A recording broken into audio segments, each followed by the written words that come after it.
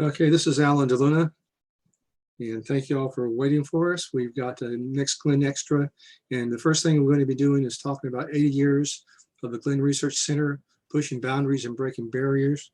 We've already had a couple of really nice videos and some presentations about the capability of Glenn, but now we've got Ann Mills, the record manager for NASA Glenn Research Center, going to bring us some more information about the wonderful things that Glenn has done in the past and what it might do in the future. So Ann, take us away. All right, and my slides up.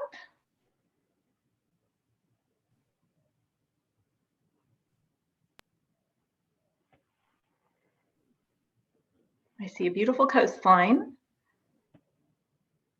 There we go. Well, good afternoon. It is such a pleasure to be here with you today. I'm sure many of you have heard that we are celebrating our 80th anniversary this year. And as you can imagine, we have accomplished quite a lot of in those years. So today I'm just going to give like the highlight reel history and then bring it all together as to what that means for us today. All right, next slide. All right, so jumping right into it, Glenn is one of the original centers that was part of NASA's predecessor agency, the National Advisory Committee for Aeronautics. So we're actually older than NASA itself. And the NACA was a small agency charged with studying the problems of flight and coming up with practical solutions. They were founded in 1915 and focused primarily on like just general aerodynamics, the aircraft itself. But by the late 1930s, they determined that, hey, we need a laboratory that really just focuses on aircraft engines because planes cannot fly any faster or any higher if you do not have better engines. So a team of prominent Cleveland businessmen successfully sold Cleveland as the ideal location for the NACA's Aircraft Engine Research Lab. And here we have them breaking ground on January 23rd, 1941. All right, next slide. The original intent for this new aircraft engine research lab was to do like real cutting edge stuff, push the envelope. But the US being pulled into World War II in 1941 meant that we needed to be up and running ASAP to support the war effort. So the cutting edge stuff got shelved for a minute while the first few years of our existence was to solve problems associated with current piston engines being used by the military. So enhancing performance with like superchargers, fuel combustion, different types of fuels, how to cool engines that are now running hotter because of higher performance, different materials, different lubricants that allow the engine to perform at even higher tolerances. And here we have the initiation of test operations in May of 1942. So we got up and running pretty fast, I think. All right, next slide. And when the war ended, we were finally able to get back to that cutting edge research we were intended to do all along. We quickly transitioned from that wartime technology of piston engines to the emerging field of jet propulsion, missiles, rockets, and supersonics. And this paved the way for work in turbines, heat transfer, high energy fuels. And in 1948, we were renamed to the Lewis Flight Propulsion Research Laboratory to memorialize George Lewis. Everyone was like, who was Lewis? He was the NACA's first director of aeronautical research, and he was really instrumental in having our lab established. All right, next slide. So this new direction set the stage for us to build a name in high energy propulsion. So next logical step from jets is missiles, rockets, you just turn them the other way. And our early rocket group decided we were going to build a niche for ourselves in liquid rocket propellants. And very early on, we developed a very high opinion of liquid hydrogen. And that will be relevant again in a couple slides. At this time, we also added nuclear propulsion to our portfolio. So we became involved in research for a nuclear-powered aircraft, later transitioned to nuclear power for spacecrafts. And so in order to expand our research capabilities, the center built NASA's first and only nuclear test facility, a nuclear reactor. And this is how we came to acquire our facility out in Sandusky, the Armstrong Test Facility, previously known as Plumbrook Station. Okay, next slide. Okay, in 1958, we make another huge transition with the formation of NASA. So some people, you could argue that NASA was born at Lewis based on recommendations from two Lewis leaders, Abe Silverstein and Bruce London. NASA was built on the foundation of the NACA. So all three existing NACA labs were absorbed into the new space agency, and we were renamed NASA Lewis Research Center. And this is like my favorite picture ever because they just literally just painted over the C, put up the S, like super efficient. And as a point of trivia, the NASA meatball logo, so like one of the most iconic graphic designs of all time, was designed here at Lewis by an artist named Jim Motorelli. All right, next slide. So at this time, most of our aeronautics work was suspended to support the new space program and the pressures of the space race, and we had a role to play in the new Mercury program. So we were responsible for the Mercury capsule separation system and the escape tower rockets. We also tested the retro rocket thrusters that would stabilize the spacecraft to make sure it was oriented correctly for re-entry. And we did this by creating this cool contraption here called the Mastiff. It was like a giant gyroscope, but there was no backup for this system. So someone had the brilliant idea of, let's put the astronauts in this thing too, to make sure they can do it themselves manually if it just, in case the system failed. So all 7 Mercury astronauts came to Lewis to take their turn in this test study, studying a simulated spiraling out of control spacecraft. So, and this is the only time that John Glenn ever worked here. So here's a photo of him. He's smiling, so I suspect it was before he took his turn. Another quick trivia. So John Glenn was never employed here, but Neil Armstrong actually was. So this was his first NASA job. It was still NACA at that point. But he only worked here for like 4 months, and we obviously did not know he was going to be famous, so we don't have any pictures of him while he worked here. But we do have John Glenn. All right, next slide.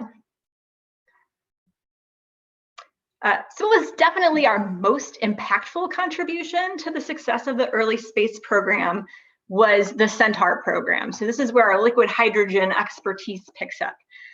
Centaur was a liquid hydrogen powered upper stage rocket that was needed to take the Surveyor probes to the moon so you could scout out our landing sites for Apollo. Famously being managed by Dr. Wernher von Braun in Huntsville, and it was not going well.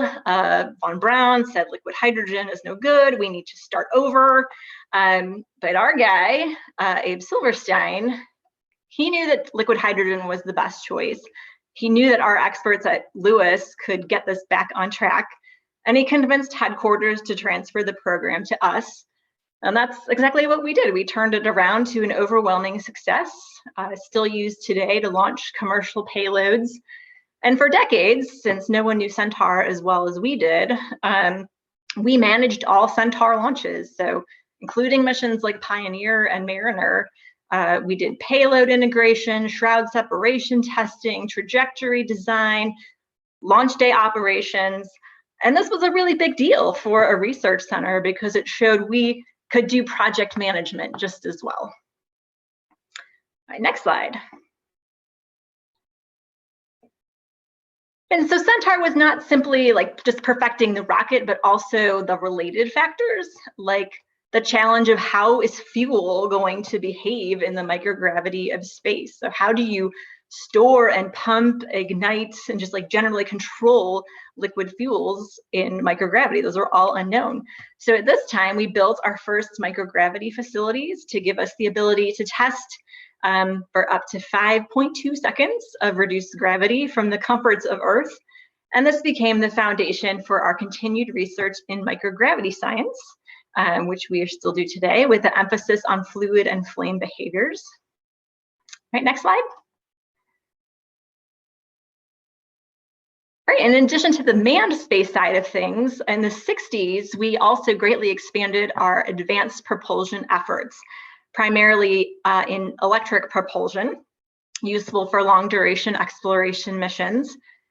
The ion engine was developed here at that time, and we had the first successful demonstration of an electric propulsion technology in space in 1964.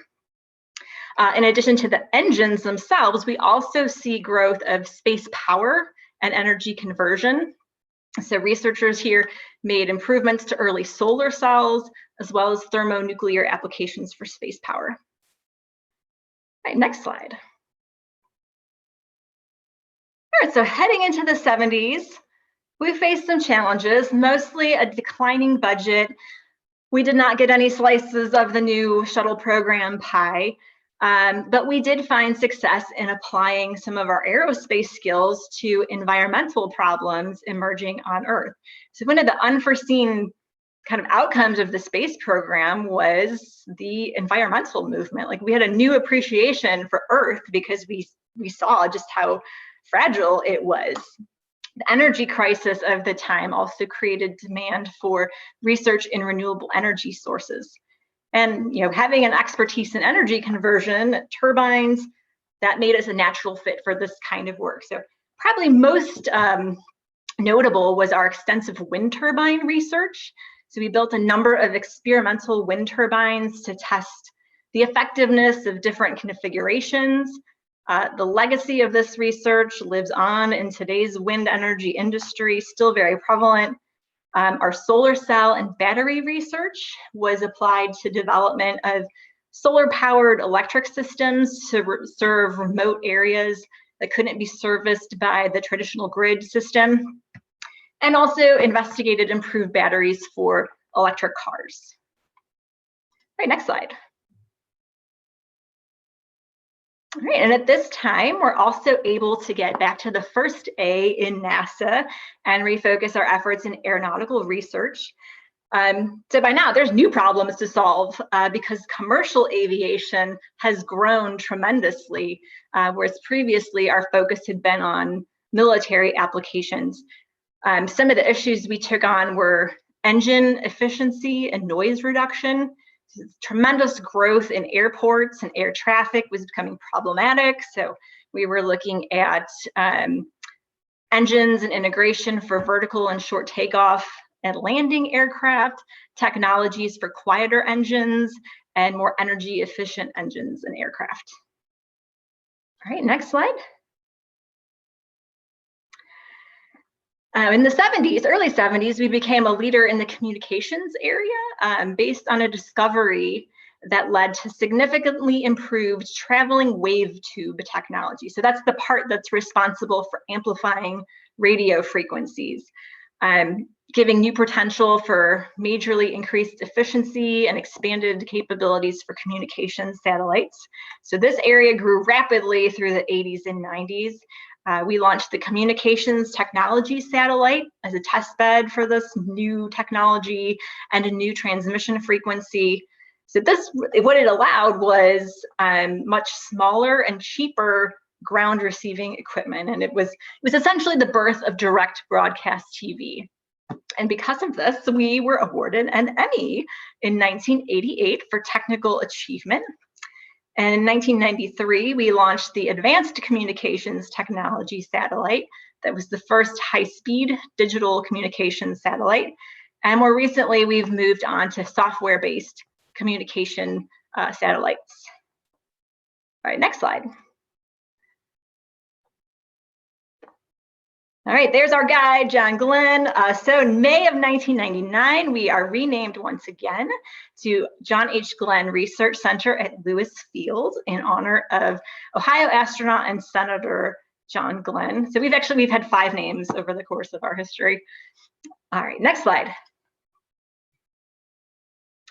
So I'm kind of gonna maybe awkwardly fast forward and talk a little bit about, very little bit, where we are today, because from a history standpoint, if it's less than 20 years old, it's not super historic yet, but we've been building on these areas of expertise over the last 80 years, and here we have our 6 core competencies And I really hope you've heard from like the actual technical experts this week to talk about some of these things. Just we're really just pushing the envelope tremendously. The ion engines, like the crazy endurance, astronaut safety, optical communications for spacecraft, hybrid electric aircraft, the shape memory alloys. And like kind of what I hope is that you can see these 6 competencies that we have today. And I know we talked really fast for a really short time about what we've done, but like if you kind of recognize some of the things I've talked about today, and that's why we do history at NASA, because it's context. Everything we do today didn't spring from a vacuum, right? So next slide. To illustrate this, I've got my very, very, very rough Glenn competency family tree. So everything we do today, you can trace back to this initial mission of like this humble piston engine, and that initial mission of just improve aircraft engines. 80 years later, we're still trying to improve aircraft engines, but you can see we've had these kind of branches off of this where sometimes it's really direct, and other times it's kind of those unexpected discoveries that lead you off into a different area. But that's what's so cool about science and technology is like you push that domino and let it go and see where it takes you. So if the top row of what we're doing today, well, that's going to inform what we're doing 80 years from now. So that was the 10-cent super fast history of Glenn. There are a lot of great resources out there if you want to know more. There's a great coffee table book done for our 75th anniversary that's available online. It goes into way more detail, has beautiful pictures. My contact info is out there, so if you have questions, it sounds like there's not time for questions today, but please get in touch with me. I love to hear from people because it is always an honor to talk about Glenn history, and it was a pleasure to be here today. Thank you so much. And thank you very much. And I think I'm going to use this as a primer for next year's organizing committee to really help us understand more about things we should talk about. So next, I'd like to introduce our event chairs, Marla Perez Davis, who is a Center Director at Glenn, and Steve Witkowski, the Mode Science and Defense Group Business Development and Strategy Lead, and AAS is Vice President of Finance. Marla, if you and Steve could activate your cameras and your audios, and go ahead and give us any last words you'd like to say to our audience. Marla, Steve, okay, thanks. Good afternoon. I hope everyone is enjoying the John Glenn Symposium.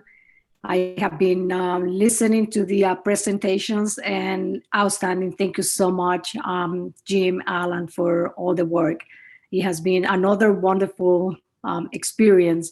And again, I thank you, every single one of you, for joining us in the past 3 days or 2.5 days. So thank you so much. It's been an honor. Steve.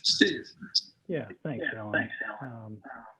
Well, I want to thank you, Alan, and Jim, and of course, I want to thank Marla for helping out with being co-chair on this event. I thought it went really, really well, much better than I would say our starter last year, and really looking forward to our event next year.